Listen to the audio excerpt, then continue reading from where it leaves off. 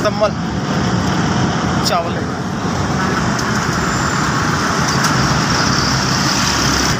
रब ने भाई रोटी का निज़ाम बनाया अजे दाल चावल होंगे ने ना चाय वगैरह लगाई। शुक्र अल्लाह पाक का भाई इस टाइम यही कहांगे सब नूं पता जो सफैदपोश तबके का इस टाइम हो रहा है। अज सौदे लैन गए तो अज का रेट हो रहा कल का रेट हो रहा।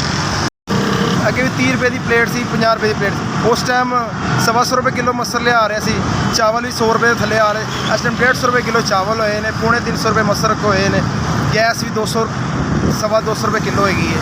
सीधा करने तो बिल अन्ने आ जाते हैं कि बंदा दीवार के नाल लग जाता है कि यार मैं ऐतकी तो जमा कराता है जिन्ना भी आया है अगली मरतबा कितना होना है कोई पता नहीं होता।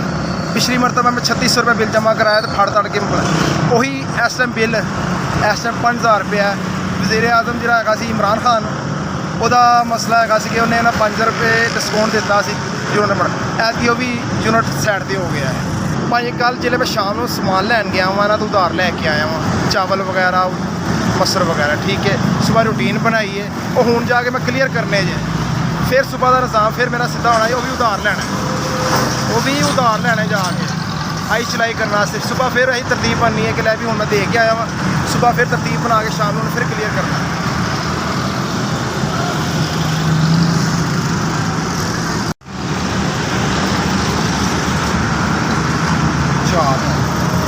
चार हज़ार रुपया भाजी मैं ना भाई अचानक हुनी आए ने तो मैं किलो चावल ही ना लैके उबाल के लैके आया हाँ ठीक है।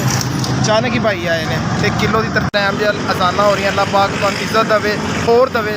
मेरी दिलों दुआ जे रूह दे विचों दुआ निकलेगी इंशाअल्लाह ताला। मेरा जिन्नी दुआ हो सकती है मेरे बच्चे मेरी बीवी बच्चे मैं खुद पवां तुहानू ज़्यादा से ज़्यादा दुआ देने जो तुसीं मैनूं पैसे दिते ने मैं जाके सौदा लियावांगा जो मेरी हुण सुबह के तवार छुट्टी गई जे पीर तो मेरा माशाअल्लाह बेहतर काम हो जाएगा इंशाअल्लाह। इन्होंने भाइयों ने भी तुहाडे थ्रू पैसे भेजे ने अल्लाह पाक उन्होंने खुशियां दा फरमाए बहुती इज्जत दवे।